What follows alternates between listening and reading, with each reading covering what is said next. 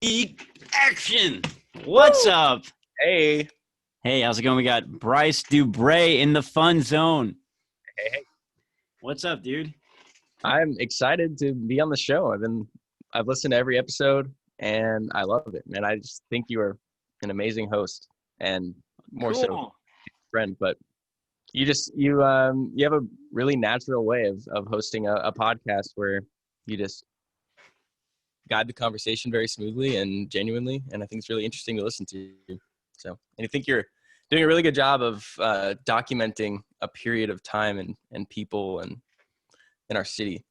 And I think that's people are getting into the nitty gritty of like their tribes and their shows they've played and random things that, like, if one day we're all fortunate to be in the public eye a little bit more, people will like want to pick apart that kind of stuff. And people like super fans will dig for that information, and this is the source, man. So Yeah, right.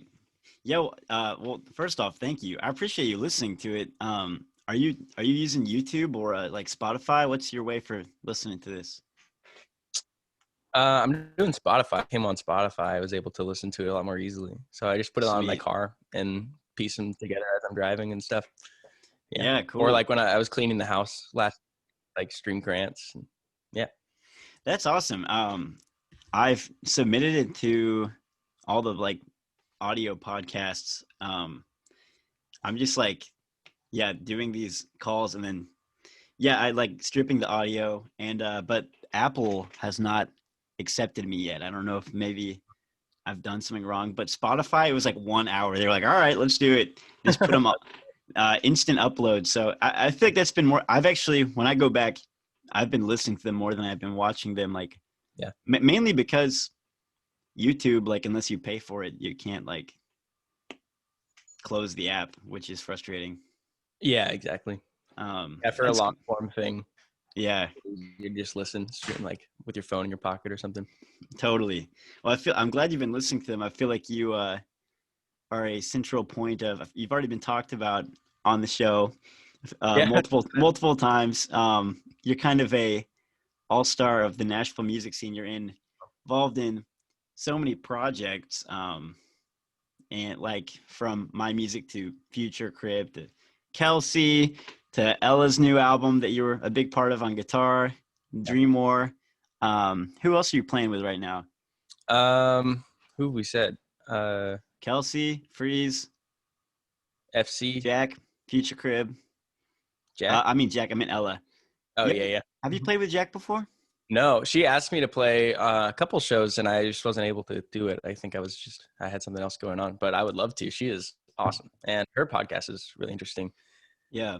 Well, that you did with her. So, man, that was really cool. I feel like one like genuine, like I get to spend a lot of time. Hey, there's Johnny behind you. hey. What's up, Johnny? I guess you can't hear me. No, he says, "What's up?" What's up? We're good. Says he is good. Cool. I think I've got Johnny scheduled to come on here in like a week or two, so I'm pretty excited to talk to him too. What was I talking about? You're talking about Jack and something interesting about having her on the show, but I don't think you got around to enough. I was saying that I've spent a lot of time talking to you in the van. We spend a lot of time touring together and we get to talk a lot. But I think one thing that I really want to like jump into and that I still don't quite know the answer on is like just talking about you and your identity in music, because you're one of the most talented people I know, and I feel like you have made a little bit of solo music, but a lot of times you're like an integral part in other people's projects too, like an essential part. And so I'm curious, like, where you feel like you fit into like a world of music, and is there one thing that you like brings you the most life and the most joy when it comes to creating and performing and everything you do? Yeah. I think you're right. I'm definitely my identity right now is being a big part of other people, or in a collaborative group like Future Crib, like being one of a group. And I think that's kind of where I'm thriving right now, is helping people accomplish what they maybe wouldn't be able to do on their own, or just work with other people and kind of do the sum of the parts is greater than the whole. Something like that. Just The whole is greater than the sum of its parts that's the one. Yeah. Kind of that mentality. I've always considered I've always been open to exploring, making my own music under my own name or writing songs and stuff. And I think that's just a muscle I haven't worked in my life as much as I would want to bring it to the public, Yeah. like I consider songwriting something I want to practice and get better at, because I feel like that's a skill that's that requires practice, just like, learning an instrument would be, for me at least. And Yeah. so, I just haven't mustered up time or energy into songwriting and practicing writing, which I would love to. But right now I've just been really happy being like a kind of an arranger and sound creator, and also kind of like a band leader in some cases. And Yeah, right. what I've really enjoyed. I have 2 songs on Bandcamp that are under my own name, but those are one is just like an acoustic guitar arrangement that I just one taked and put up months later because I felt like it. And then the other is like a beat that I made on my phone. So, That's cool. Yeah.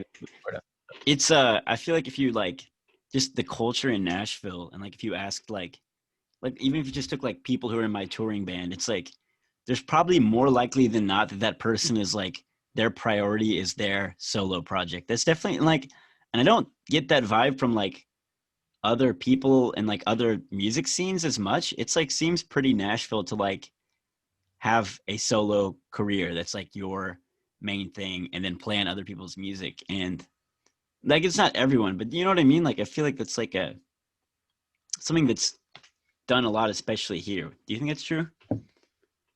Can you rephrase that question real quick? I just got distracted realizing that your audio might be coming through mine, and I'm worried your voice is going to sound weird. Oh, what? On the recording, but I am not sure if that's true. I don't know. It all sounds good on my end, which is where it's recording. So okay. I'm not getting a feedback loop or anything. Oh, yeah. Oh, we're totally good. I think we're good. Sweet. Yeah. Sorry for distracting. Dude, no, you're good, man. You are you're an audio expert. You even when we were talking about, you're what are you going to be recording with? I'm I'm really not sure. I'm just pressing record on Zoom. Cool. That works, man. I don't know. It does work, especially for now. I've been trying to just make stuff before I get, and then make it better along the way. Because I knew that the reason I've been wanting to make a podcast since I was in 11th grade and haven't done it is because I keep listening to really legit podcasts that are mixed really well, and just being I don't know how to do any of that, so I can't have a podcast. And I'm that's just so silly. People want to listen to, people talking. They want to listen to their friends talk. You know what I mean? Oh, yeah. And I think just the fastest route to doing what you want to do at first is usually the best. If you get hung up in the details, you may never end up doing the thing you want. So if you want to make a long form podcast where you're talking to someone for an hour or 2 hours, instead of combing through 2 hours of audio and 2 hours of video and editing and splicing things together, cutting things out, it's just so much easier to press record on Zoom and present it to the public, be this is what it is. And it really makes and then at a certain point, you may level up in your mind and be man, maybe I want to try it this way, and hone in on the details. But for right now, you said, I want to do a podcast, and then within days, the first episode was out. And I think that's the coolest thing. That's how everyone should approach doing what they want to do, whether it's making videos or recording music even. That's a great way to start. So, well, I'm definitely taking notes from you and Johnny when it comes to and to Julia and George and Noah, to the Future Crib crew when it comes to making art and just getting stuff done, because y'all are some of the most prolific people, and not just with your musical output, which you guys do put out more music than just about any local band I know, but you're also touring, and you're also just pretty much creating in every capacity, as well as being involved in so many projects. It's just an incredible thing to watch. And I feel I'm on a 5-year journey since I put out Space Travel to to get back to making music, because pre-Space Travel, high school me and middle school me I was very prolific. I would just make music, and I feel I got better at music really quickly because I was just creating so much, and I was literally learning how to play instruments because I was trying to create sounds. And Yeah. I know it's not this much of a reduction. I've also just been touring a lot and been in college, but I've just gotten more scared about releasing stuff when it comes to music. And I'm trying to overcome that. I'm trying to realize that it would be healthier and just better for myself. And I think people would actually just enjoy it more if I just created more and like released more, you know? I remember like I met you post Space Travel just before Cosmic House came out is when we met. And I remember like a couple years later on the line, like we were on tour or in the van or doing something, and someone showed me your Bandcamp that is under an alias that I had no idea existed. And I hope, you know, me saying this doesn't like prompt people to dig for it or anything, but no, it's cool. So much music, so many records of crazy stuff. They're like a very experimental from what I know of, like, or what I knew of your like musical vocabulary at the time. And it was really cool to find out that was there. I don't know. Yeah. Just to have in your back pocket too, but. Right. It's kind of crazy how it's gone full circle, because back then I would just go home and make a song. Like I just remember being like, man, I can't wait to go home. I'm going to make another song today. And then like within 2 weeks I'd be like, well, I have an album because I have made like 8 to 10 songs, you know? Yeah. And now to go full circle, meaning I've been like hanging out with y'all a lot, and also more recently like And the Boys. And the Boys are also some of the most prolific local people. Talk about when I talk to them. Yeah. And when I talk to them, it's like I realized their approach was a 180 from mine, especially a couple of years ago. And I was like still in this like album mindset, and they're kind of just like literally last night, Brady was like, and Aaron were talking, and they were like, yeah, I mean, as long as we can put out a song every month, we're pretty much down for whatever. And I was like, every month? And they were like, yeah, if you wait longer than that, like aren't even going to want to put it out anymore. Like you're just going to be tired of it. And then you're going to have too much expectation. And then when it doesn't get enough streams, you're going to be disappointed. Yeah. I was like, dude, that's all really true. And I love their music, and they stay on my radar more than anyone else, just like because they make so much. I'm always talking about them and listening to them. And I think they're onto something for sure. Totally, man. Every song that comes out from them, like all these singles, especially recently, is like kind of a new color on their palette, you know, too. So it's like they're exploring what excites them at that moment, capturing it and releasing it to the world, and not thinking any more than that, you know. It's totally like chasing flies, you know. They have like this new butterfly flies in front of them, they grab their net and they get it, and then they like hold it up to Spotify, and then move on to the next one. You know, they set it free and move on right or whatever. But yes, exactly. Cool. I mean, that's exactly what we were talking about a second ago, is just like not getting bogged down in the semantics of like, oh, what songs go together on a record, or what how do I capture this recording perfectly to represent this song. And it's just like, it's right in front of you, just grab it. Doing it the quickest way is what's going to make it happen. Then you know, make it happen. Like, it reminds me of like David Byrne in How Music Works, his book. Yeah. Talking about like a recording isn't like the definitive version of a song. It just happens to be the one that can be reproduced, you know? And so yes, yeah. Like a recording, people like to hold up like the record as like the what the song should be, and then like the live performances are like an attempt at recreating it or like whatever, but that's just totally false, especially in his mind. And I like to think of that too, but yeah, right. You know, like you can capture a song, and that recording is just that song in that context, in that setting, at that time, in their mindsets. And then like take a band, or you take a person like David Byrne, who's making music, you know, 40 years later, even longer. And that song probably means something completely different to him, but the song still exists. Right. You know, so rehash it in any way, it's his song, but the recording is completely different. You know, it's just like once a song exists, it kind of becomes public. You know, it's right. It becomes flexible, you know. Totally. I think one person that made me realize that was obviously Dylan, who I know you really dig too. Just like I remember Bob hearing Dylan? Bob Dylan. I don't know about like a local dude named Dylan. Our homie Dylan, no, Bob Dylan. He I remember when the first time that I heard live at Budokan, and every Bob Dylan song I'd ever, like, I intentionally put my phone down I was just like, I don't want to know what song is playing until like I hear the words, because Yeah.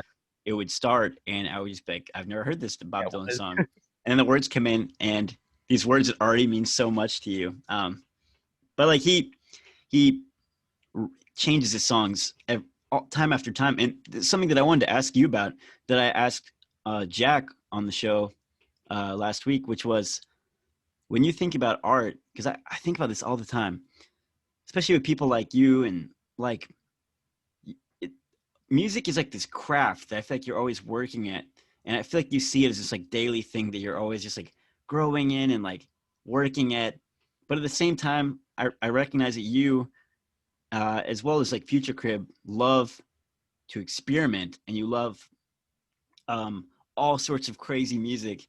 I know Wilco's a band y'all really like, and I think about how they create music and how they, and it's just like, when you think about releasing different pockets of music, like whether it's albums or, you know, just a collection, an EP, do you feel like, what sounds the best to you? Is it like making music like Dylan, where it's like a completely different flavor, or a band more like Dawes, who's like at times seems like they're just honing in on their craft, or maybe Yeah. it's something in the middle that's like less about aesthetic and more just about songwriting, or I don't know. I guess like every batch of songs is kind of different. It's been a different approach. Future Crib in particular, like Yeah. Friends was the first like true step towards full collaboration between the four of us, now five of us. And since Right. then, it's every time a new song is brought to the table, it's like, okay, here's the bones. What can we do to it as a group? And then I don't know. It's like we kind of approach. Maybe I'll back up for a second. We had I guess to give like a specific example, Johnny and Noah wrote a bunch of songs in the last year, while Friends had been recorded but not released, because we just took a long time to release that unintentionally, but you know, Yeah. and so we had been like playing and touring on some songs that weren't from that record that became like the new songs. And when that record was released, we were playing the old songs that were on the new record, and had like new songs that were already kind of becoming like old. And so we kind of like have stepped ahead of ourselves and haven't really like caught up yet. So we had the new songs when Friends was released. After Friends came out shortly, we like kind of boiled them down to, okay, here's like a 10-ish song record that, you know, these songs are cohesive. They have a cohesive meaning for us and in our lives over the last year. Yes, that's right. Here's the record we want to make. And we had a very like specific vision for what we wanted it to sound like and how we wanted to make it. And so that is like sitting in a vault, ready to be recorded when quarantine is over, because we were supposed to record it for quarantine, and then, you know, how it goes, how it's gone for everyone. But right. And at the same time, we had another handful of songs that had been written around the same time that didn't fit into that mold. And we were like, okay, well, let's just do a side EP at the same time and bring that group of songs into existence. But the approach towards that was like more of like a collage of different demos and different recordings and different flavors, less so than like the cohesive record. You know, it was more like splattering paint on a canvas, you know, and that's kind of how that EP turned out, which we have recorded. That's kind of how that one turned out to me. So that was a different approach. And then now we have new songs that are all over the place in demo form and that are really exciting us right now. So now we're like a little too far ahead of ourselves in a good way. You know, we'll definitely like still chase whatever we're feeling like. So, but yeah, I guess it's just like every song is a different, or every group of songs kind of is a different feeling. But in general, as a band, we're always trying to do something that excites us. And to get there, we usually like try making sounds in a different way, experimenting in things. And then once we have something that's fresh, we like to hone in on it. And okay, how can we like craft this new sound that maybe like a little out of control and like new to us? Like, how can we craft that to what we want it to be? And then we find the next thing. I don't know. Yeah, right. I think okay, maybe like here's a distinction. Like a band, let's take a band like Foxygen. When they Hmm. make a new album, it's like a new band almost. It's like or it's just like, oh, not like It's a like complete they're wearing different outfits almost. King Gizzard, Yeah, yeah, right. that kind And of, yeah. and I think it's actually uh it's well captured in on and Star Power. If you listen closely after one of the first few songs, you hear it sounds like Sam France say, "Let's make ambient music now." And I was just like, I think that's actually how they talk to each other. They're just like, "Let's do this. Let's do," like they're just like, "Let's make a punk record." You know what I mean? Yeah, I've Um, never, but I think I just hear it at the end of this one song. I keep turning it up. But but I feel like when I think about Future Crib, it's you guys. I mean, y'all do change genre, but it's more like within the process. It's like, hey, what if we recorded like here, or what if we recorded? I mean, y'all record everything at either Johnny's family's house, the Cuda, or Mhm. now at Chateau Valeria. Is that what it's Yeah, called? yeah, our Right, house right, right right behind you. here.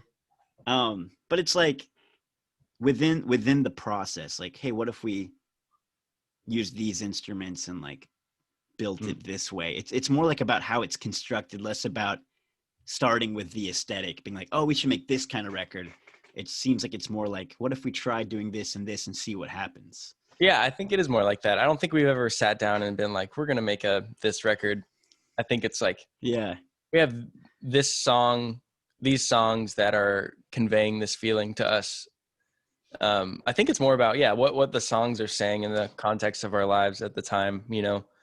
Like Yeah, right. but that's how like a lot of the old songs keep evolving and staying fresh to us in our rotation. Like the songs off Stevie B, like Johnny's initial Future Crib release. Like some of Love those that songs. album. Yeah, it's awesome, and I can say that knowing I had no part in it. Yeah, right. I used to always tease him because he said on the album it says like written and recorded and performed by Johnny Hobson.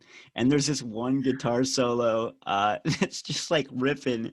It's Ben back Yeah, there right behind you. He's like, there's this one guitar solo that's just shreds. And I remember being like, Johnny, I didn't make it shred. And he's like, oh, that was Ben. And I was like, dude, you no lied. way. Oh, and Julia's BGV on UV on that same song. I think You Versus the Breeze. Really? I I think didn't know Julia that. sings like one harmony on it, That's also cool. uncredited. I Dude. think that's true. But the the album Friends, when did you guys put this out? So this was September uh, 2019. It looks yes, like. at the very beginning of September. I think it was like the 6th. So we're coming up on a year in a couple weeks. It looks like that's Yeah. cool. That's crazy. That hasn't even been a year. And so now you're telling me that. Well, also wait. When did Beamish come out? Beamish came out in the previous September. Oh, it was almost the same day, September 14th. Yeah, it was. We released it Cool. very close to your birthday show. I think Yeah, that's right.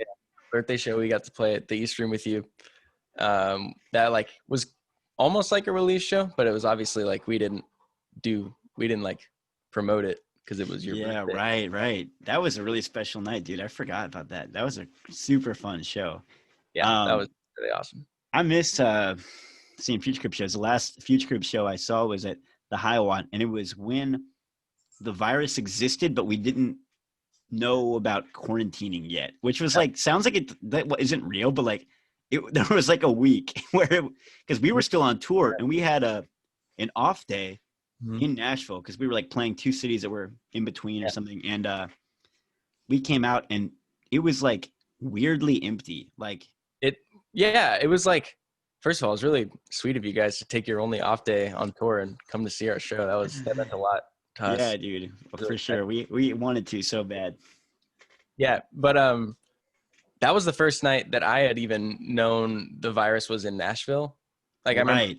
we got there and we played with Grumpy, and one of them, I think their merch person slash friend was Ella, Ella. Is that her that's name? her name. Yeah. Yeah, she was talking about like a case at Vanderbilt, or like a friend of hers that had gotten it or something because they had all just gotten back from spring break, and that was like Wow. the first day of our spring break. Whoa. And so Yeah, it was like that night that like the chills kind of came down of like, okay, it is here, man, we should be careful. I had no idea like that was even going to be a thing. And then next day, Right. like our school was canceled for the rest of the semester and quarantine began. Like that was like the night that it all started. And so that was the last show that I think we played. Well, Future Crib for sure, and me in general, yeah. Yeah, I went back out on the road the next day for like for like For 5 a little days. while. Uh, We were going through Mississippi when people weren't really worried about it. In fact, I was starting to believe that the virus was going to go away or that it wasn't real. And then by the time I reached, no, this isn't shaded Mississippi. This just whatever. It was just how it went. I thought people were like, don't worry about that. Keep touring. And we're like, yeah. And then we got to like we got to Baton Rouge and like nobody came to the show. And everybody was like, y'all should cancel your tour. We were like, oh, yeah, okay. And then oh, sorry, go ahead. well, I was just gonna say, and then we heard that Trump was gonna shut down the roads, so we scurried home. It's like literally nonstop one way from Houston because we were afraid that we were gonna just get stuck somewhere. Just trapped in Tulsa. Yeah, that was crazy, man. I'm sad, man. I'm sad that Not that Tulsa's in Texas. That was just another. That's just Tulsa was just like a notorious city for you. Yeah, 2 Nights in Tulsa, our epic movie that we're going to film that recreates our crazy 2-night shows that we played there that I will never forget. when Sma or Trevor is on the podcast, they'll tell the story. Yes. I really miss playing like the scene. Like I feel like even in all of 2020, I was gone on tour, and like I was starting to be on tour more and more in 2019. And like when you mentioned playing the East Room with me, like that brings back a really fond memory, and it kind of like sends me echoing back through all of the Future Crib shows and all the way back to when we met. Which what was the first night we met? Because I remember Freeze Fest 3 as being a big moment of like getting to spend time with y'all, but I don't know when you and me officially met. I remember I think the first time I saw you perform was at a Two Boot show, but like in March of 2017, like before Freeze Fest. I don't remember if I met you that night or if I had just like gone to see you. But I remember, first of all, I thought you guys were, and you are, like celebrity status. Like you, Z, and Grant. Trevor, I think Trevor played that night. I don't remember. Probably. I remember like seeing like you guys like all stars, like thinking, I don't know. I just like held you guys at the highest regard for a long time. And still do, cool. Obviously. Yeah. But yeah, I was just floored. Like that was like the first time I had heard any of your songs. I think like Good Time really like moved me that night. That's like became Grant said core memory on his podcast, and I guess that's Inside Out reference, but core memory. Yeah, that's a cool phrase. What's interesting hearing you say that is that first off, that's really sweet and that's really cool. What's interesting is that sometimes I forget how long you didn't play with me because I feel like you and Johnny, I'm just like, and then like I was blessed to become friends with Future Crib, but it's like Johnny was playing me for a while and you were not. I don't really know particularly why. I think Johnny was just one time was just like, hey, I could play bass, and then like one time I needed a drummer and he's like, I could drum, and then like one time I needed a guitar, and literally he just proved that. Like he kept. I would be like, well, we don't need you, but I do need somebody who can play this, and he'd be like, oh, that's me. And I'm trying to remember when was first let's talk about. I want to talk about Freeze Fest 3 because this was really cool.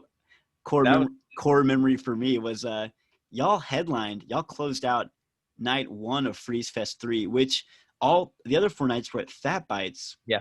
For anyone who remembers it, which is just like was where the whole festival was supposed to be. It was like in this bar / deli / breakfast spot / whatever that's like open. It's just massive garage run by Julie over there in Donaldson. But I couldn't do night 1 for some reason. They had like their songwriter night booked already. Yeah. And so we did it in Brentwood at Otter Creek Church of Christ because I knew Patrick Chappelle and who was like the youth minister or college minister.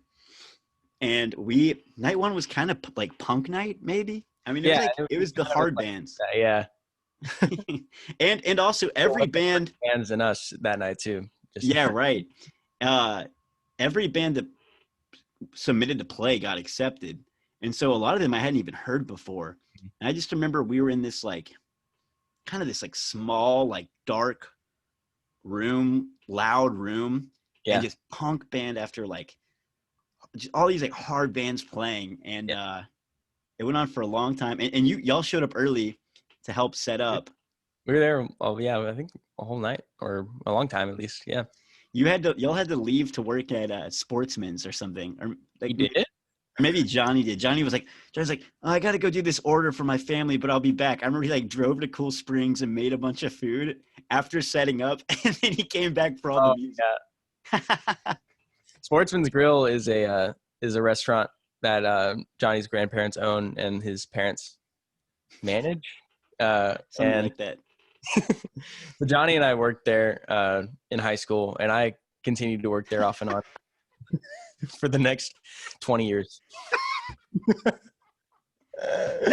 I feel like it's always, that's like cherry on top. That's not even the icing. It's like after the icing. If you're talking about how prolific and amazing Bryce DuBray is, and how hard he works at everything, and how he's on tour and then doing his co-write and doing this guitar session over here and then recording this band, and then it's like, then you're like, Bryce, what else do you got going on? He's like, oh, I got to go clock in at Sportsman. So you're like still working shifts. I don't know how you ever have time to do that, but you do. You show up the team, man. I guess like, I don't know. They're very gracious people there. Like my kitchen manager and some of the people that have been there like a long time. Yeah. I started working there pretty young, like 16. And stayed working there like through college, and they've just always taken care of me. I mean, they've always been very respectful of me as like a student, respectful of my time as like a musician. And so it's very flexible. Like just be like, hey, can I take off for this show or this tour and be gone for a few weeks? And they're just that's like, true. Yeah.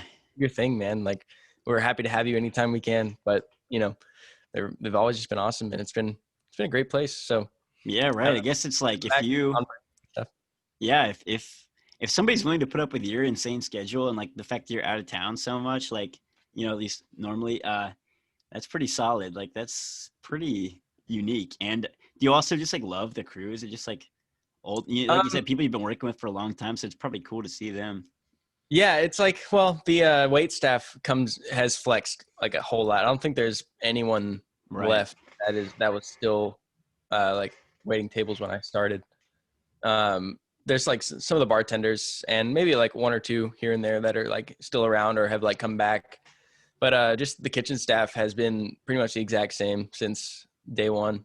And they're all the homies. Like that's like, cool. Like my kitchen managers have always, been so supportive and are like big fans of what I'm doing. And they're like keeping up on social media, and they're awesome. So I bet they especially have to love like Future Crib, because that's you and Johnny, and like Johnny's family is like the family company. So y'all are like the rock and roll band that they probably talk about. It's like, y'all are out on tour. That's so cool.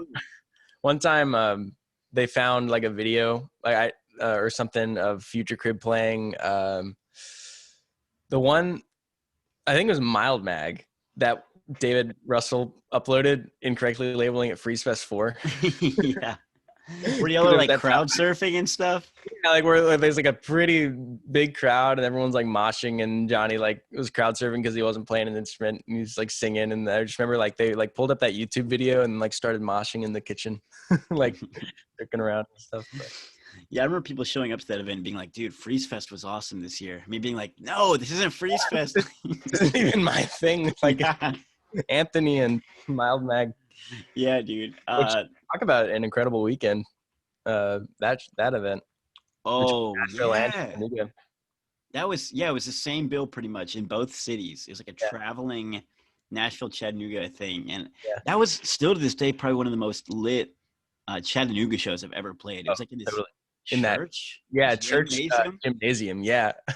Oh my goodness! And like at the time, I just remember like running around in my underwear, and there was like a lot of hip hop too. Like Chattanooga always Yeah. has a really good cross between like rock and hip hop and rap, and it like everybody like those two genres like can really get the crowd going. I just remember people just jumping and like moshing, and just like there was like 8 bands that played and it just stayed lit. It was so fun, dude. Oh, way more than 8 bands, right? Or well, it's felt like it. Maybe there was only 8. It like felt like it was like all night long, but I guess Yeah, it really did, man. Maybe you're right. That was really cool.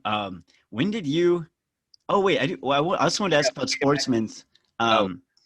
I wanted to ask, do you work anywhere else? Is that your only job right now? Do you work at Two Boots too, like with those guys? Well, I worked at Two Boots doing sound for their shows. When Johnny was booking the shows there, he took over booking. That's right. I would do the sound a few times a week for a while, for several months. I guess it was. Wow. Oh, I guess close to a year probably. But then that stopped last winter. They like Sam, the owner, just was like, "Yeah, I'll probably just have to stop doing shows for the winter and probably cut back on booking in general." And so shows didn't really ever pick up back there. Man. And they might eventually be awesome, but they got rid of the stage, and that was kind of that just phased out. But no, I never worked at Two Boots doing pizza, but everyone else in my house at one point did. Like Johnny, Ben has worked a couple shifts there. Andrew and Johnny worked there quite a lot. Noah too, when he lived here, was working at Two Boots a lot. Yeah. So everyone always thought I worked there, but I never did. Do you besides that, do you think that, do you enjoy working a shift every once in a while? Like at Sportsman's, is it like good for your brain to just kind of be like, when you're working on so many creative things, it can kind of just be, there's no real schedule unless you can build it yourself. Do you think, is it nice to just be like, I am working on something else right now, completely kind of mindlessly, like it's not creative, it's just doing a thing, you know? Yeah, it is totally nice every once in a while to just show up and know like what I do starts and stops when I clock in and out. Like there's a dinner rush, and that's the extent of it, like if I like drop 20 plates tonight, it will end when I clock out, like it's not like, it is nice to do something like that. And I as far as Sportsman's goes, I don't work there very frequently. Like this summer it's been like twice a week because they need me in on weekends. Yeah. I do expo, like kitchen. I plate the food and assemble all the meals per table, finish everything, like put on sides and garnish, whatever, and send it out and run food too. But that's really interesting. I didn't know you did that. I feel like I've never worked in a kitchen environment, and maybe everybody knows about that, but I guess someone has to do that. That's cool. That sounds like a really interesting part of the process. Yeah, it's a little different, I think, at every restaurant, like what the role of, just because like the different food requires different kind of preparation. Like a pizza place probably wouldn't have like an expo position, like straight from the oven to a plate. Sportsman's is nice though. My family used to always go there like on my dad's birthday or like Father's Day. Like anytime my dad got to decide, it was like, we're going to Sportsman's to get a burger. It is really good food, and I'm glad that I get it for free. Yeah, right. That is true. I can, because that's nice. So when I met you, wait, I think I need to clarify. When I talked about Freeze Fest 3, it wasn't Future Crib that headlined. Yeah. Well, y'all headlined, no, not at all. Y'all headlined Freeze Fest 4. I can't remember about Future Crib and Freeze Fest 3, but I do. Later in the week at Fat Bites. Yeah, this not a headlining set, but right. Yeah. And so what was, man, I'm drawing a blank right now, even though I know this. What was the name of the band? I know you know it because you say it all the time. Naff Noise was our. Yes, dude. Me and Naff Noise. Johnny and Ben and our buddy Spencer. Ben was in the kitchen earlier and played that solo on that we were talking about earlier. But we had like a 4-piece like punk band, kind of like we started like playing covers together in 8th grade, and then Johnny started writing some songs and just like played like power pop punk kind of stuff, like moving songs, and it was fun, man. It was really fun. It was, dude. It was super fun. You guys made Dandy. Was that the only album y'all made? Yeah, we had that. It was our like full length and then we had like one 5-track EP kind of thing that came out before that. I don't know if that's on Spotify though. Oh yeah, I know that's your only album because for like y'all are still, I think, going to make the second album, maybe. Oh yeah. Oh, actually, you know what's funny? We're talking about NAF Noise because we're doing a NAF Noise reunion practice on Sunday, organized by Danny. Cool. Yeah, so Spencer's in town, and we were just like, well, let's just like get together and hang out, because we used to do a practice, and then like every few weeks or whatever, we'd like play cards or like poker or something, and just like sleep over at one of our houses. It was just like a fun night where we just have all the friends hang out after we like finish playing, and we're gonna do that this Sunday. We're gonna like have another poker night after a practice, and I love that. we have like all those recordings like waiting to be finished. We can talk about that. It'd just be really funny to drop like LP2 unannounced on the NAF Noise page that has like 100 followers, just like, yes, dude. This project that has sat dormant but not like disbanded for 3 years since college started or whatever. But I feel the same way because, well, you just like struck two chords in my heart. Because one, when I think about my high school band that I had with Sam and Grant, so it's a little bit similar because it's like some of the people I still make music with or I'm around, all of them, like Gentry. And one, when you talk about playing poker, man, I can't get over, that was like what it was like to be in a band in high school. And it was just like you and your team, and you don't just make music. Yeah, you like hang out. Everything. You spend the night together, and you just like might make some songs, play some video games, go for a walk, whatever it is, play poker. It's like you're just like best friends, and it's still, we're all still best friends. Like, and when obviously I'm best friends with like all of y'all, and like we all hang out, and like, but it's not like that. We don't hang out every night, and we it is kind of a party when we're on tour, but it's different. It's different than what it's like in high school. Yeah, like the expectation for a band practice is like play music for an hour or two and then like run around in the yard. Like, or at least that's what it was for us, because John was like a playground, Yeah, right. He did, dude. Man, that's really, so that makes me really happy to hear. And I just think that's beautiful. And then also Joseph Marlowe also has like a second unfinished album that we were like, or like we had like songs written that we never finished. And it's just like, that could be fun, but I don't know. I remember hearing the song, was it Fader? Is that the one that like Johnny's just like, well, maybe all of them, but I just remember him like yelling this like it's like, he's like yelling, it's like one note. Dude, I remember hearing that song when y'all applied. I think it was maybe when y'all applied for Freeze Fest 3, and me just being like, this band is sick. Like, I knew as soon as I heard that song, and as soon as I was like listening through Dandy, that y'all were making special music. Like, I was listening to all the music in the scene, and it wasn't that, I don't mean like everyone else's wasn't as good, but it was just special. It was just special music, and I immediately had y'all on my radar. And then when Johnny gave me that Future Crib CD, which I think he gave it to me at Freeze Fest. Probably, yeah. I remember just putting it for all the time. I just put it in my CD player in my car and listened to it 8 times in a row. I'd always text him back, I'm listening to it for the 8th time in a row right now.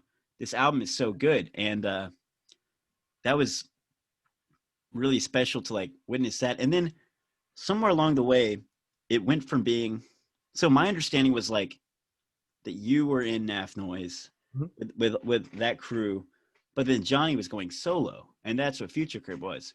But then somewhere along the way, I guess somewhere along the way being after the debut album, it became a collaborative process, and it became a band. Yeah. What made that switch? I don't think I fully know how it became a band. Oh, he realized he couldn't do it on his own, man. He realized he needed you. Yeah, no. Johnny is probably one of the most capable people I know that would be able to do something completely independently with no help or outside opinion. That's true. And be the most successful person alive and make the most like meaningful music. Yeah. And he just doesn't want to. He, not that he doesn't want to do it on his own, but he loves doing it, sharing it with other people, sharing the process with other people. So I guess like the origin story of Future Crib from my perspective was so Spencer and I, the drummer from NAF Noise, we were in marching band in high school, and that was like a really time intensive activity. And so like all of fall, like from like late summer break through almost like winter break, you know, we were just like out. We like couldn't do practice and stuff like that. Man. Just it was, you know, school and band, because that was like every day after school, you know, so it was just like we couldn't do music for a period of time outside of that. And I think Johnny was just like, you know, I really want to like have an outlet for these new songs like that I didn't feel like fit with NAF Noise. And he was like getting really into the idea of like doing songs on tape, kind of like, you know, Mac DeMarco was. He was listening to a lot of Mac DeMarco at the time, and he also was just like into that himself. And so he bought like our 8-track, or his 8-track. I say ours because it's just like we used it on the Future Crib record. And it was in Yeah, right. It's at the house, right? Truly Johnny's machine. Yeah. But, he bought the Tascam 8-track and recorded Stevie B on it, pretty much like under the radar. Like I knew he was working on stuff, but I had no idea what it was going to be like. And then I remember like walking into his place and like hearing him like work on the masters, like doing that analog too, like rented some gear from Blackbird and like mastering down to 2-track, and him and his dad just like meticulously like stopping and starting the tape, waiting to get that perfect first like drop in in the first song in Stylin'. And I remember like being in the room for so long, and then all of a sudden they're like, okay, this could be it. And then like wait for the little guitar intro to come in, you know, ding, ding, ding, ding, ding, ding, ding. And they like wait like 30 seconds, and the drums come in, and they're like, yes, we got it. You know, like Wow, like, dude. it was really cool to witness that moment. But Man. yeah, so then that was like a really inspiring like thing that for me to like witness in my life. You know, like Johnny, someone I would have been making music with, like just like taking this step, making like new music that, you know, was totally branching out from like the songs he had written for NAF Noise, and like it was really good. It sounded really good. He did it all on his own. It was really cool to witness. And so he like continued doing that with Future Crib, and had you know, had a band for the live shows, but most of it was like pretty independent. Even through Beamish, there was like a little of interaction like between Chow. Beamish. Right. That and but then like once we kind of all integrated into like more of a formalized live band, because he had kind of like people step in for a show here and there, just like play, and then like the band consolidated to like some core members, and then from then it was like, let's just, we know all these songs, and we've like made all of our own parts for these songs, and it just kind of like morphed into this like truly collaborative project that now I guess is defined as like like Future Crib has 5 members, and anything they do can be considered like Future Crib, you know, not like, I don't know, it's just like, yeah, like like me and Johnny and Noah were the like members of the band that worked on the EP that I talked about, that is that we just finished. The but new like, or the new or the new I forgot. You said there was one that was just Noah and Johnny, maybe? No, and me. Okay, so that's the one. The first of like all the newest music unreleased. The thing that you play, I've actually heard once. Yeah, that's the new EP. Dude, this music is so good. Just everybody get ready. You can't hype it up too much. As a special project. But even like what I was saying is, even though we were like the ones that made the recordings, like Future Crib as a group like was still like full of, like George and Julia weren't able to like physically be there in the room. Right. They were such an active part of making the record in terms of like contributing to like revisions of mixes and stuff like that. And, you know, like we just fully consider like no matter what comes out under the Future Crib name, it is like we're all in, you know, all together. Because like not, you know, if one of us wasn't there, it wouldn't be the same, you know. Right. That's kind of like where it's at now, and we're just excited to keep doing that stuff together. So we just like have a really close bond with each other, and I don't know, we like make music together. So yeah, it's really special. And I mean, you, Julia, and Johnny have been friends since middle school, Mm-hmm. right? So that's we really met grade. special. Fifth grade, Sixth grade. Yeah. sixth grade. Oh, cool. That's so similar to us. It's so weird. Like with me meeting Grant in fifth grade. Yeah. And like knowing Sman middle school. That's so crazy. But I didn't meet y'all until I was in college, which is interesting because Years in high school. we were like so close to each other. I mean, we were like in the same worlds, kind of like, but not the same scene. Like I was. That Freeze Fest 3, I was going to say this earlier when you brought it up, was like the moment where I think our worlds collided. Like we had like so too. Paralleling, and you were obviously like had been further involved longer than we had been, but like NAF Noise was like our springboard into Nashville music. Like, you know, I was like, sure, the project where we first played at like the end, or like, played out at clubs and stuff, and then started playing house shows in DIY events. And that was like, Freeze Fest 3 was kind of the culmination of all of that, of like, okay, take what you were doing and then like be thrust into this immense pool of bands and people, and like meeting all these people that you were connected with. And I don't know, it was just like a huge step, like turning point. Yeah, right. It in some ways it's crazy that it took so long to meet y'all because we were all born and raised here, and like in similar parts of the city. But on another sense, like when I hear someone say something like, wow, isn't it crazy that you met like Future Crib? Like y'all are just so similar. Y'all are on the same wavelength. I'm like, it's not really crazy that we met, because we met. It wasn't by accident that we met. Like we met because there was like a space and y'all filled it. Like it was like, I'm literally running Freeze Fest and I'm like, I don't have anyone to run sound. And then you and Johnny are like, we can run sound. And it's like, I remember y'all literally like had prom and like came back. I don't know, or at least I remember Johnny and Julia like skipped the end of prom. I can't remember if you came back too. No, I was with a different group that night, and I was just like not.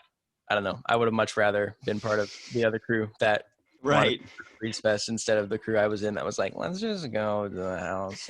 Yeah, that sounds like prom. But no, Johnny and Julia showed up. Like y'all were a part of it. You know that? Oh, really? Johnny and Julia were prom king and queen. Wait, maybe I did, because Julia had the sash. Yeah, they were gonna leave before they announced it, and they like randomly like stayed another 20 minutes, found out, then ditched to go to Freeze Fest. That is legendary. There's a picture of like me hugging Julia on stage. She has like a homecoming queen like sash on or something. Yeah, that's like really special to me.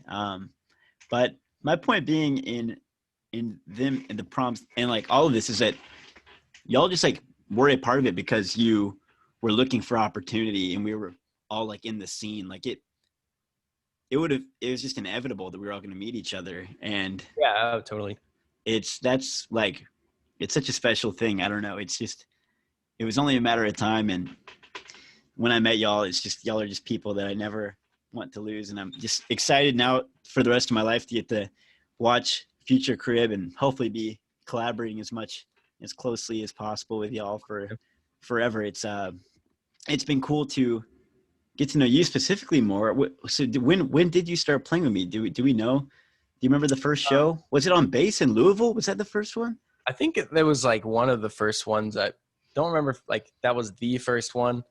Probably. It was bass though, right? Yeah, I did play bass first, I think. Actually, it's a funny story. I just remembered that I don't want to hurt your feelings by saying this on the podcast. Whose feelings? Yours. Oh no. Or make you look like a bad guy, because it's not what this is at all. But you asked me to play bass at your New Year's bash at the East Room, 20. Dude, I remember. I know what you're about to say. Yep.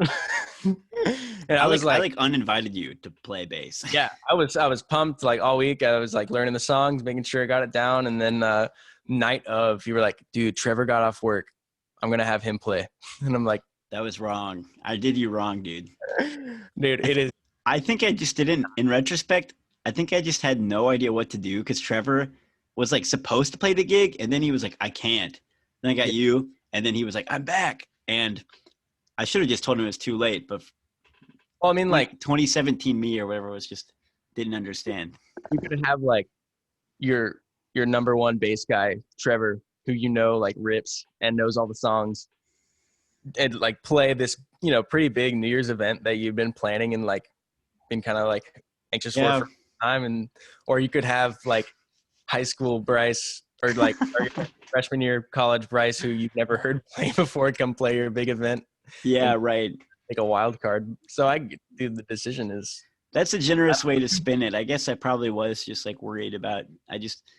With you and Johnny, I just foolishly didn't realize how amazing y'all were. Like I remember with Johnny, he was like, I remember the first gig he played drums for me. It was in Searcy, Arkansas, and I was just like, we had one practice where I asked him to like come to this like tiny room, and he was like really nervous. I remember. I don't remember why, but he was just like, I don't quite know the parts yet, and I was like, we're doomed. And then we did the second practice, and I was terrified. I was like, this is the best drummer I've ever heard in my life.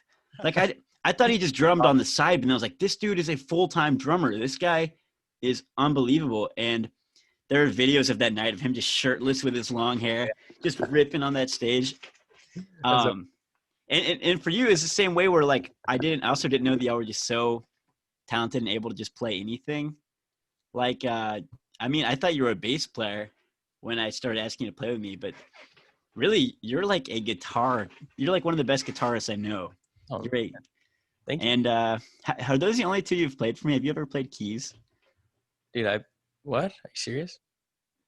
Oh, you played the microKORG with guitar on tour. Dude, I played keys and guitar almost like every show last year. On the microKORG, right? Oh, with like the Yamaha keyboard. Yeah, I guess so. I guess I didn't mean to be like, whoa, are you serious? You don't remember? No, you're good. No. I guess to me, I was thinking of you like playing a rack of keys or something. Oh, like yeah. Z or something. I've done that at like, well, no, I think that was Grant's side at Impact. I probably played like strictly keys for you a few times, yeah. But you've also you just laid down some whirly on the new track. Yeah. I was listening to that today. I did organ on Wisteria. Yeah, that's right. And theremin. Yeah, theremin. Which took way long. Way too long to hit that first note at the beginning of the song.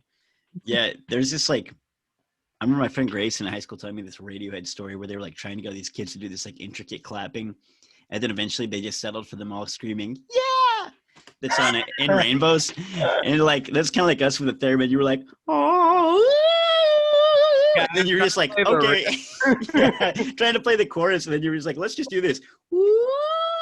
Yeah, we were like, "It's perfect." Keep to the intro. I thought that theremin was gonna be a lot more a lot easier to like wrangle in, like it's Johnny's dad's theremin that like I had just fixed and like thought it was gonna be like some sick new instrument, but it's like a kit theremin that is like if you move it a centimeter it like completely recalibrates, and like like every millimeter of your hand matters to it, and like it's just so impossible.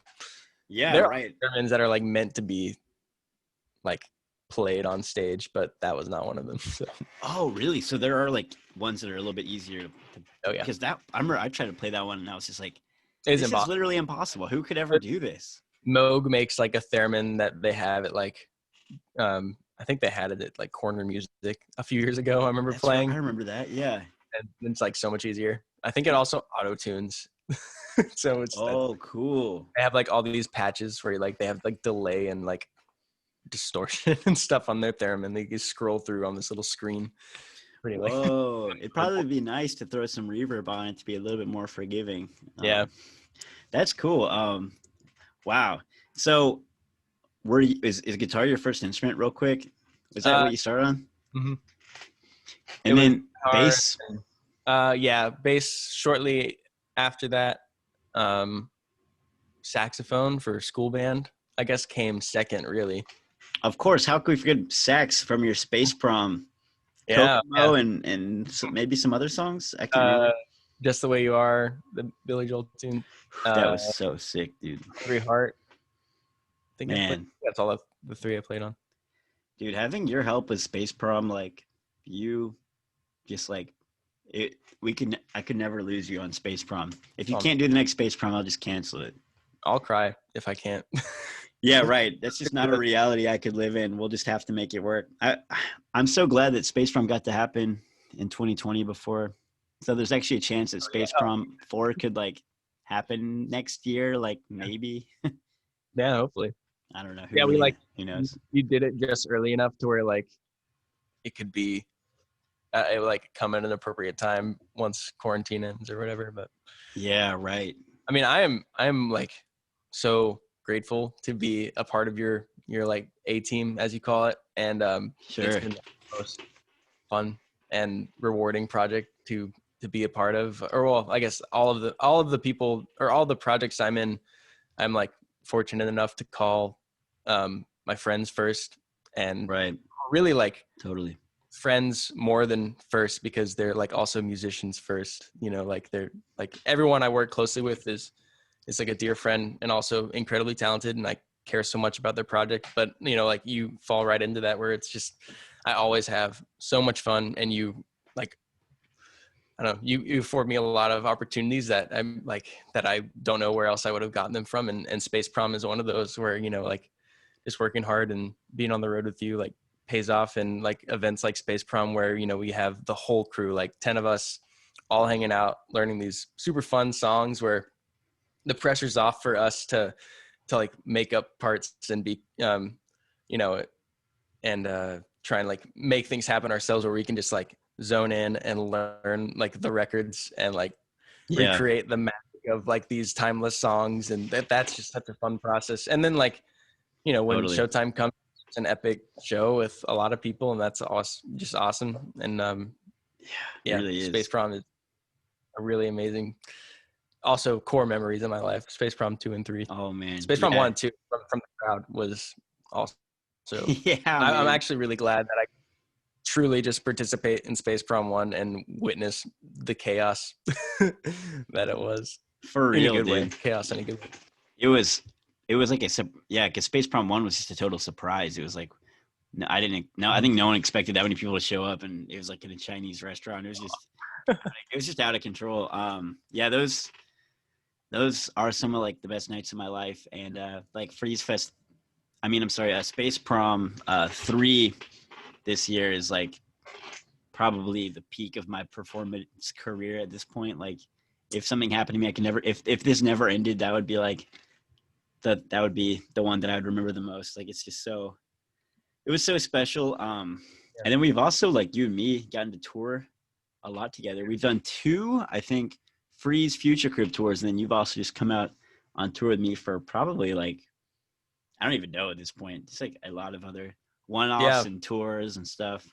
Pretty much like all of them in 2019 and a lot of stuff in 2018. And everything in 2020, I guess, that I could, besides the big tour. Aside from the mega tour that got canceled halfway through. Or I guess I wasn't part of the some of the fall runs of 2019, but I was doing. Yeah, well, with school, it's been like sometimes I'll just plan like a 2 or 3 week run, and y'all are just like, I can't do this. It's hard. Like, I think one difference between Johnny and me is like, band leaders is like him when he was like conducting, which I don't even know what the relationship, if he's still the band leader of Future Crib, but like in the past, he has been more willing to, he will focus more on the people and be like, how can we make this work, than me, where I'm like, I have a vision. I want everyone like this, who wants to be a part of this? And people say no, then I'm like, well, I have to go, I have to do it. And I have to find other people. And it's just like, it's not like even in a harsh way. It's just like for me, I was just like, I want to do a 10-week tour. And then y'all are like, well, I can't. And then I just put out the application. But which sometimes great. Well, just different approaches, you know, like, sometimes like, it's like, you know, when we want to have everyone involved, like Future Crib wants to do a thing, we have to make sure we're all going to be able to be all in. or as many as, as many of us as possible. Like sometimes it doesn't work out for all of us to be there. But like, with recording the new record or whatever we're going to label it, we want like all of us to be there. And so if it's going to take like waiting an extra year to be able to like do it the way we want, we are willing to do that, even though it is a bummer.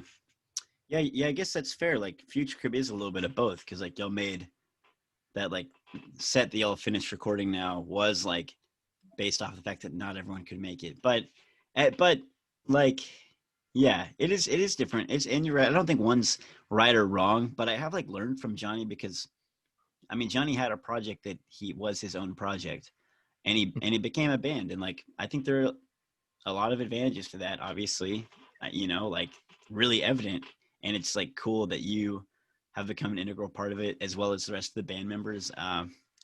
So I don't know. I'm always learning from you, and I'm learning from y'all, and like your approach. And some ways we have different approaches, but like I still feel like I'm getting educated, and I'm just like learning from just like some true creative people. I just don't think there's anyone else. When I think about you, and when I think about Future Crib, I just think about like y'all are just like an example to me, which is pretty special that I get to be around y'all so much.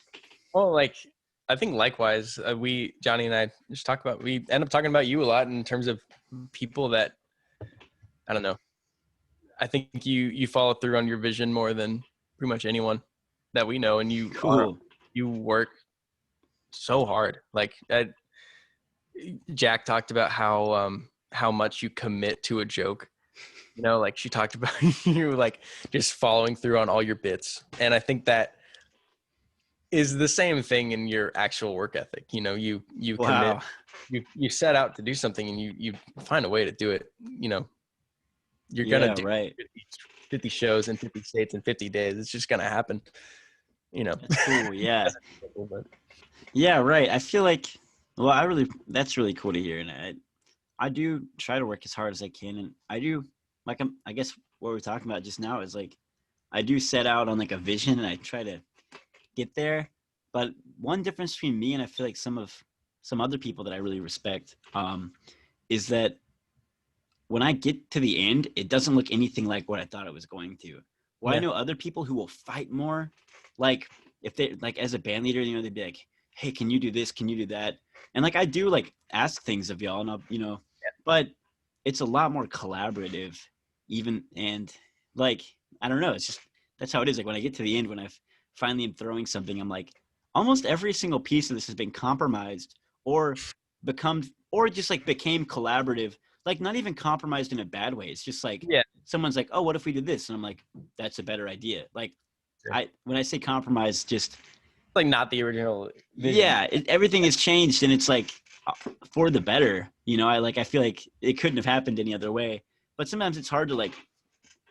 There's just so much in the process, and so much like trust and trusting other people, and just trying to like let go of your ego a little bit, like being like, okay, although this idea doesn't quite sit well with me, let me like sleep on it, and then see how it sounds tomorrow, whether it's like a mix or it's like even an idea or whatever.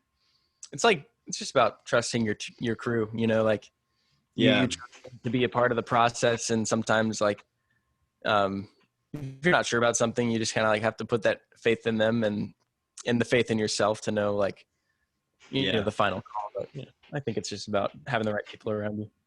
I think that's true, but I also think about people like Kanye, and I'm like, sometimes I want to be like this great artist who just like calls every shot, but I just don't feel like I am that like I don't really know if that's like a reality that's actually healthy or good to be in at all.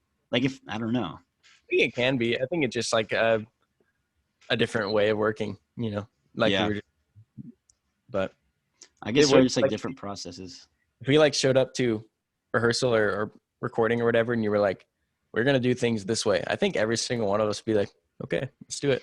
But you've just allowed like, we kind of look to you for like how much you want of our input. Cause we've had conversations like that of like how free do you want this to be? And how free do you not want it to be? Yeah. Right. We've had like open conversations about that. And I think it's just about the expectation, Yeah. And it's like are itching to get in there and be like, manipulate your art. Yeah, exactly. Like it is Nordista Freeze is the project, and it's your songs and your vision. We've always like stood behind it because like we wouldn't be there if we didn't believe in everything that was coming straight from you, you know. So Right. I think that's true. There's definitely, and I feel that. I think there's a mutual respect going around, and I feel like if I do believe something, I just feel like I can like, I feel like I can like keep. I wouldn't be like, oh, like they think I should do this. Maybe I should do what they want. It's like if I really believe in something, I feel like I don't even just have to be like I'm putting my foot down. It's like I feel like I can sell it. I'm like, well, what if we did this though? And I don't know. I just feel like it works really healthy, and I never leave like a session or a practice feeling like I don't know. It just everything always feels good, and like getting to hear like all the singles like that everyone like with starting with Wisteria, they've just been so good, and I just like feel so. You know, I get really hard on myself, and I look back on Space Travel and Cosmic House, and I'm like always thinking I should just take them down. I'm just like take it all down, but I like these singles. Like I'm proud of them, and I think it's been a really healthy and cool process. And, you know, we've got 5 more now that we're working on that I think are really cool. Like, yeah. I feel really excited about it. There is one. Wait, go ahead. I was just going to say, I'm really excited about the 5 new ones we're cranking out over here. I am too, man. No spoilers, but. No spoilers unless you've heard us on tour. You might have already heard them. I did also want to talk briefly about Kelsey, because this is a project that I've like watched you like sort of become more involved with over the last maybe 2 years. Probably, yeah. How are things going with that? Are you guys got anything you're cooking up? Dude, we just wrapped a single I think I'm just waiting on a text any moment now from Kelsey about her verdict on the master. And then it's done and it's going to be set to release. She hasn't announced it, but we just finished one, and it's cool. Very exciting. It's like a totally fresh feeling recording process and song for her. And it's been like kind of a landmark in my my process as like an engineer producer, if you want to call it that, you know, like a kind of like a recording that like a style that we just like fell into on accident, but rolled with, and has been really fun. And I'm very proud of the recording, and I'm just really excited for people to hear it. I think it's just like a really great one, an amazing song from her. Just very much full of her voice and full of her vision, which is different than what she has put out in the past. And I'm just happy to have been like a part of making that come to reality too. And the process of us, like, we just sat in this room and people were like a couple weeks, like we'd come in for, you know, like a few hours on a day, and then like get one part that's like a total keeper, and then move on, and then come back and do the next part that's a keeper. And you just like piece the song up from nothing. Like she had no, you know, she had never played it before, or she had just written it and came into the room. It was like, well, can we work with this one? You know, like she played it on guitar, and we're like, yeah, let's just roll with it. And wow, kind of built this completely new piece out of it, which is just awesome. And it was just an amazing process. And I don't know, I'm really excited about it. It's really cool. So was that at Valeria? Yeah, right here. To tape? No, this one was digital. And you engineered it as well? Yeah. So it was just like Kelsey and me, and we sometimes had Grant or Evan in the room. Like Grant sang a little bit and Evan sang a little bit, but it was mostly just me and her. Like she put down like the track, the scratch tracks and stuff, and then I'd like play some guitars or keyboards and build it up. And Johnny played drums on the recording. It started out as just a demo, you know, like, hey, you want to like come over and make like a quick demo of this new song we're working on? And then we were like, is this a keeper? And she's like, yeah, let's move on with it. And so we like pieced it up from there to that really. Is so cool. I've heard I heard you playing like half of it when I walked in last time we came. I've heard it sounds awesome. I cannot wait to hear the finished product. Duncan Ferguson, who mastered Ella's record. Oh yeah. Voltage Exchange in East Nashville is his company, and he has been awesome to work with. I've just met him at Ella's listening party for Dream War. Yeah, me too. I quickly like formed a really good relationship with him as like I just reached out and was like, do you want to work on this song? And he's just had like a very open communication, has done really good work, and I'd love to work with him again. He's just awesome. So genuinely really, really nice dude. Yeah, for real. So he messaged me after we were listening to the Ella's record, and he was just like so sweet. It was just so cool. Yeah. That's awesome, man. Well, so I guess I wanted to like see what else you got going on. So you got a ton of new Future Crib. You're helping out with me with these new songs. You got the Kelsey songs, and then also some NAF noise in the air. Some NAF noise coming up. Are there any other projects that you're like working on that we should talk about today? Because I would like to get just shout anything else out. Evan Ward has recorded 2 singles with me recently that I'm working on right now. Cool. Phase, and those are also really awesome. Like he hasn't like put out anything for release for I guess a year or two, and he is really excited about these tracks coming in. I was really happy to help make them the way he wanted them to, and they're really awesome songs, and I'm just really excited that he's putting out music again. And so that was also a really fun process. And then I think Kelsey's got more on the way with him. Cool. That they've working on together. We've got the Divine Church of Sundown Springs. I think they're coming into track pretty soon. They just kind of come in and use our stuff. Yeah, I've heard about this. So how do people find that one on Spotify, that band that you're working with? The Divine Church. Is that what it's just called? The Divine Church of Sundown Springs. Yeah. Church of Sundown. If I hope that you will keep coming back on here. Maybe next time they visit, if you want to come back on and talk about their music, their recording with them, I'd be interested to hear what that's like. Or just anything. I want you to come on all the time and keep me updated on. Oh, keep everyone updated on what's going on. You have 1,000 things going on, and they're all so incredible. It's been really awesome. I've definitely seen like a lot. This summer, in particular, like just a lot of projects came my way, and I've felt really good about what I've been doing on them, and felt really great about the people I've been working with. And and like I said earlier, like the people I'm working with are also just my really good friends who I enjoy doing this stuff with. So I don't know. I feel fortunate position to be doing what I love and proud of it with the people I love, and I want to do that forever. Totally. And I know you will. One thing that when we first started talking, and then we got cut off because of the sound thing.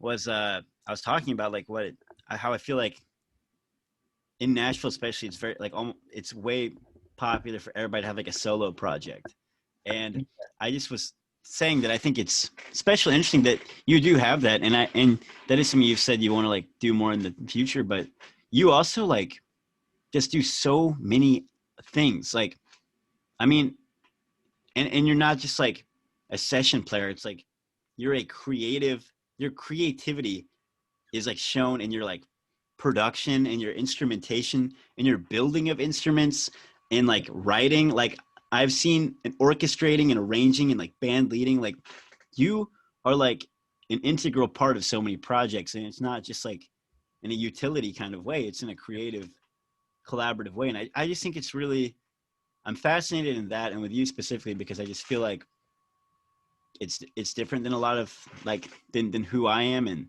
than who like maybe Grant or like a lot of the people I know are, but it's just so essential and so important and so creative in ways that I like want to be. Like you inspire me to be better at all the things that you were so good at. Like I just learn from you all the time. So I don't know. I think I just like to be in a role that helps things be the best that they can be. And sometimes that means me having to like do a lot of different things. I'm speaking very generically right now, I guess, but sure. No, but yeah, that makes sense. Sometimes I like walk into a room and like somehow like the need is for like a cool sound to be made or discovered, or sometimes the need is like for someone to just write out what needs to be done, or like speak verbally like a plan of action, and sometimes the need is for like someone's stuff to be fixed or like whatever. And I feel like, I don't know, I just like to serve as many roles as I can. I just want to be able to help and get things moving and get things going efficiently. And I don't know. That's super cool, man.